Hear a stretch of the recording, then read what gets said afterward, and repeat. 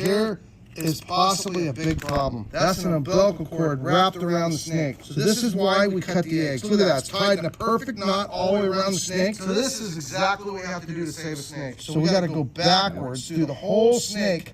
Here is possibly a big problem. That's an umbilical cord wrapped around the snake. So this is why we cut the eggs. Look at that. It's tied in a perfect knot all the way around the snake. So this is exactly what we have to do to save a snake. So we got to go backwards through the whole snake to untangle this. So that instead of going, you can't go forward, because if it goes forward, it's going to tie the knot.